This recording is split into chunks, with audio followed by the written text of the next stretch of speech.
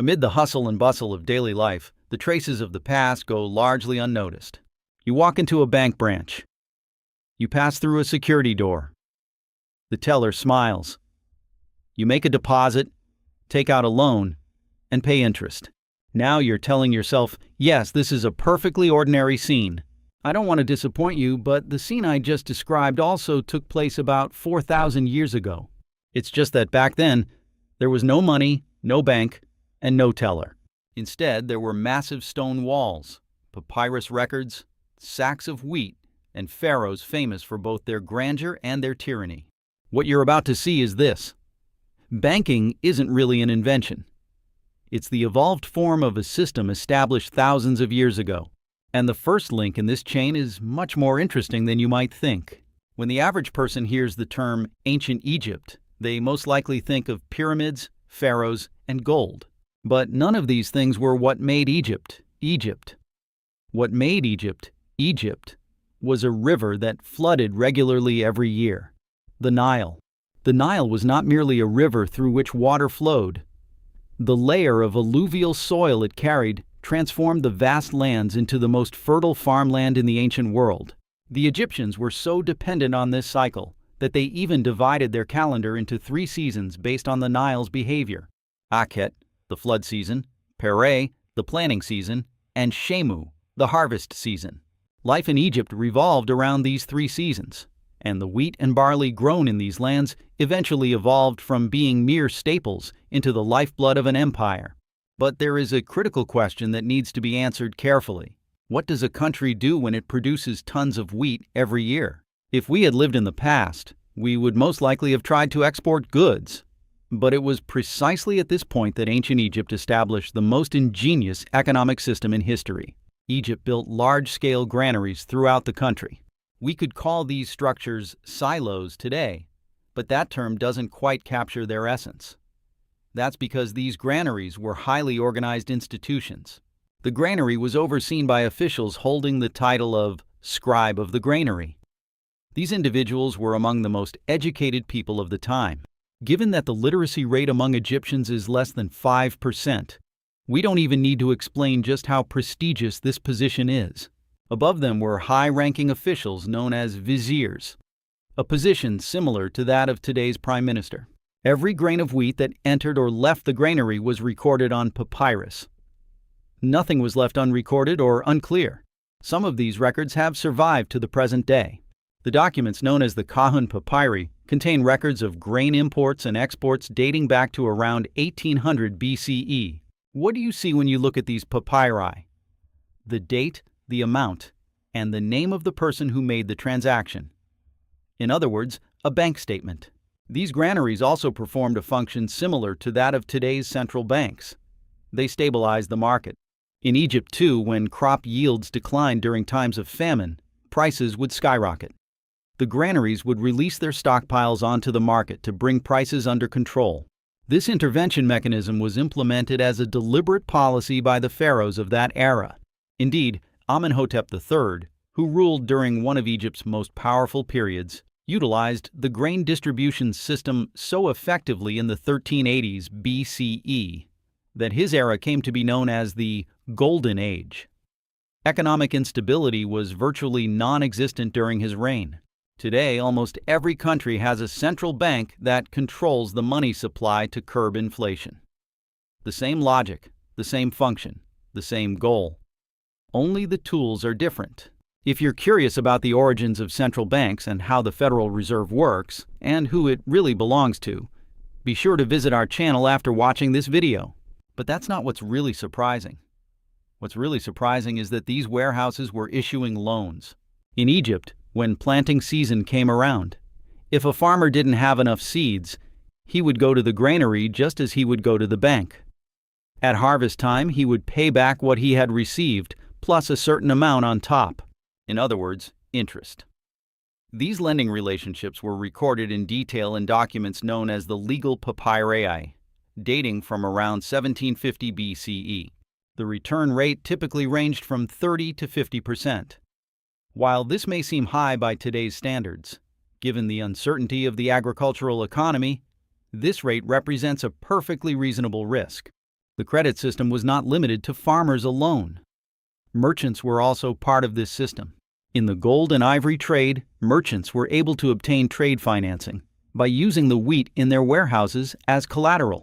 During the same period, similar financial instruments were also used in the timber trade that extended to Lebanon via the port of Byblos. In other words, the granaries of ancient Egypt served as the precursors to today's commercial credit institutions. So, how did Egypt calculate how much grain this system would require, and how much credit it could provide in any given year? The answer to this question lies in an interesting structure called the nilometer. Nilometers were special wells and columns built on the riverbed and along the banks of the Nile River to measure its water level. One of the oldest examples still standing today is the nilometer on Elephantine Island. It is believed to date back to around 3000 BCE. Another is located on Rhoda Island near Cairo. Although it was rebuilt in 861 AD, its foundations date back much further. But the nilometer was not just a simple meteorological instrument. The figure it displayed marked the starting point of an economic forecasting system. Nile River water level to that year's harvest estimate, to tax rate to amount of grain to be stored in the granary to credit capacity available. This chain follows the same logic as central banks today, which base their interest rate decisions on growth figures, unemployment data, and inflation trends. The tool is different. It's a raw, natural, unprocessed data source. But the function is the same, to model the future and allocate resources accordingly. The figure displayed by the nilometer was so crucial that a special class of officials, whom we might call nilometer priests, were required to record this data and report it to the central government. The penalty for reporting incorrect data was severe, because incorrect tax calculations meant flawed grain policies, and that meant starvation for the people. However, it is important to remember that every strong system has a breaking point. Egypt's grain banking system was no exception. Between approximately 2200 and 2150 BCE, a collapse occurred that history refers to as the First Intermediate Period. The Nile did not flood, or rather, it did not flood with the expected intensity. Current climatological research shows that the northward shift of the African monsoon system during this period dramatically reduced the Nile's water supply. The harvest failed. The granaries were emptied. Prices skyrocketed, but this time there were no reserves to intervene. The government couldn't provide loans. Without loans, farmers couldn't plant crops. The field, which had not been planted, failed to produce a harvest the following year either. A vicious cycle had begun. The Ipuwer papyrus, which recounts the events of that period, is one of the most striking historical documents on economic crises. The text, which was likely written around 1850 BCE, summarizes the events as follows. The granaries have been destroyed. The workers lie sprawled on the ground. There is no bread in the country, and people are staggering as they walk. What gave the pharaoh his authority was his ability to feed the people. When the granaries ran empty, that power vanished. The last pharaoh of the 6th dynasty reigned for approximately 94 years, one of the longest reigns in history. But after his death, central authority collapsed. Not only political legitimacy, but also economic legitimacy vanished. Regional powers, local governors known as nomarchs, began to establish their own small-scale grain economies. The centralized system had now collapsed. Consider the bankruptcy of a bank. The problem isn't just economic, it also causes social upheaval, and people's trust in the system is shattered. When Lehman Brothers collapsed during the 2008 global financial crisis, it wasn't just a financial institution that fell, decades of public trust crumbled as well. That was the case in ancient Egypt as well. The difference was that there was no IMF to save the day back then. Now I want you to take a step back and look at the big picture. Centralized storage, record-keeping system, interest rate application, market intervention, economic data tracking, risk management, secured commercial loans. These are the fundamental components of modern banking. Centralized storage, record-keeping system, interest rate application, market intervention, economic data tracking, risk management, secured commercial loans. These are the fundamental components of modern banking, and the seeds of all of them had been sown in Egypt's granaries. Today, the modern banking system is often portrayed as having originated in Renaissance Italy.